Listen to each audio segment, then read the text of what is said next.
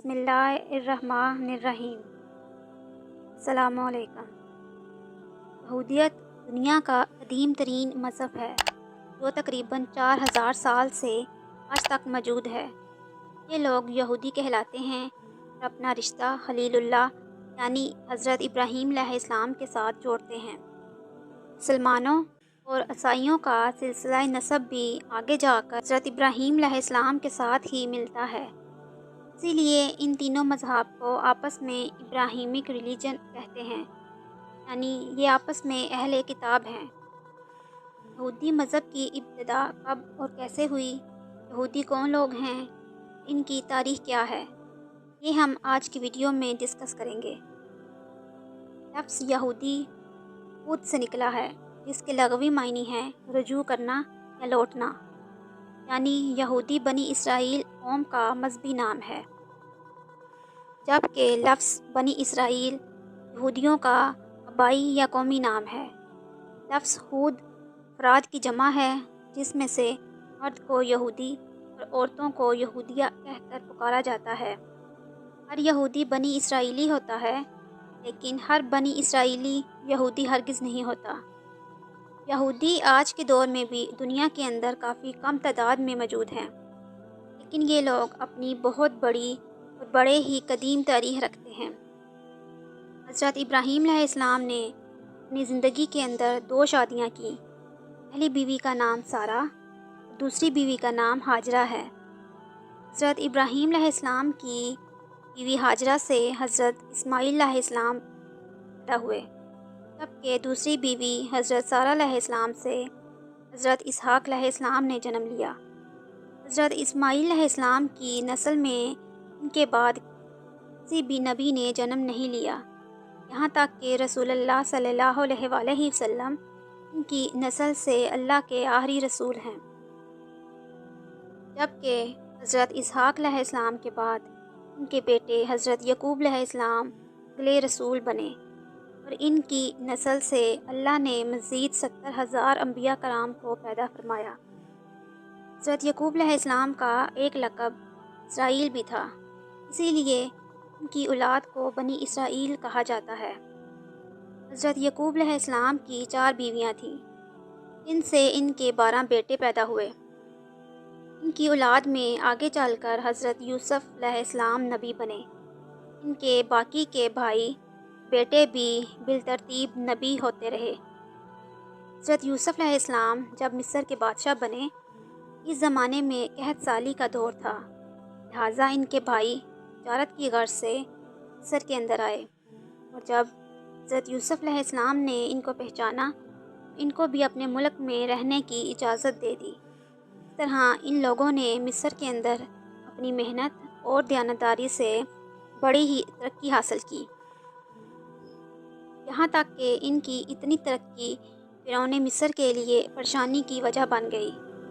لہٰذا جب فرعون مصر نے ان کو ختم کرنا چاہا، یہ لوگ کئی 100 سالوں تک فرعون کی غلامی کرتے رہے۔ اس کے بعد وقت آہستہ آہستہ چلتا رہا، اور حضرت موسیٰ علیہ السلام کے دور میں بنی اسرائیل 12 قبائل کے اندر تقسیم ہو چکے تھے، اور یہ 12 کے 12 قبائل فرعون مصر کی غلامی کے اندر اس وقت تک مبتلا ہو چکے تھے۔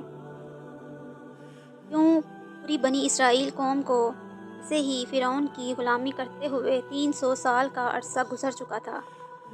اسی عرصے میں ان کی قوم اللہ تعالیٰ کی نافرمانی کرتی اور بتوں کی پوجا کرنے کے اندر پوری طرح سے ڈوب چکی تھی۔ لہٰذا حضرت موسیٰ علیہ السلام بنی اسرائیل کو اللہ کے حکم سے فرعون مصر کی غلامی سے بچا کر وہ سینا وادی میں لے آئے، اور اس کے بعد فلسطین میں جا کر رہنے لگے۔ وادی سینا کے اندر جب یہ لوگ بھوک اور پیاس سے مر رہے تھے، اللہ تعالیٰ نے ان کے لیے آسمان سے من سلوہ اتارا، 12 قبیلوں کے پینے کے لیے 12 چشمے بھی جاری کیے۔ لیکن پھر جب حضرت موسیٰ علیہ السلام پر شریعت نازل ہوئی، انہوں نے اللہ کو ماننے سے صاف انکار کر دیا۔ کہنے لگے، ہم تو حضرت موسیٰ تم پر ایمان نہیں لے کے آئیں گے، تم جانو اور تمہارا رب جانے۔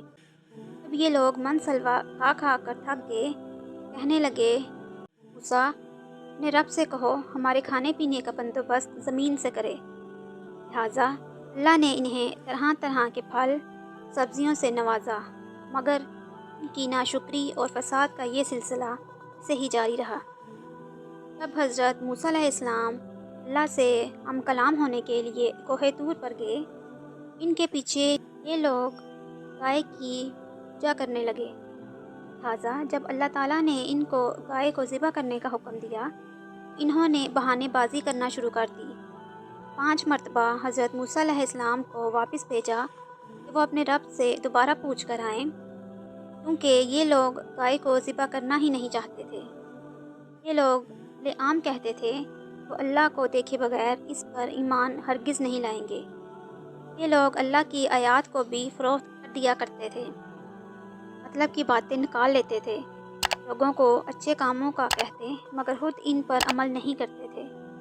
صحرا کی سخت دھوپ سے بچاؤ کے لیے ان پر اللہ کی طرف سے بادلوں کی ٹھنڈک بھی مہیا کی گئی تھی، لیکن جال ہے کہ وہ اپنی سرکشی سے کسی بھی صورت باز آتے ہوں۔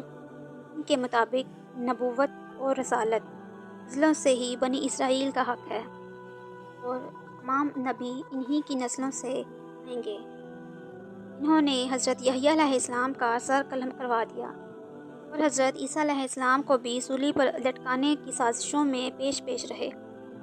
کہتے تھے کہ پیغمبری چونکہ بنی اسرائیل کا حق ہے، لہٰذا وہ بنی اسرائیل کے پیغمبر یعنی حضرت محمد صلی اللہ علیہ وآلہ وسلم پر ایمان نہیں لائیں گے۔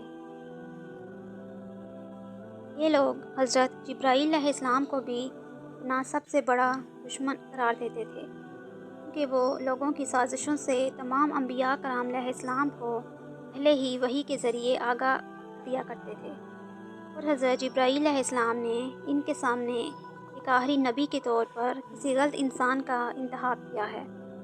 یہ لوگ بڑے دعوے سے کہتے ہیں وہ اللہ کے چہیتے اور خاص ہیں، دوزخ کی آگ ان کو کچھ نہیں کہے گی۔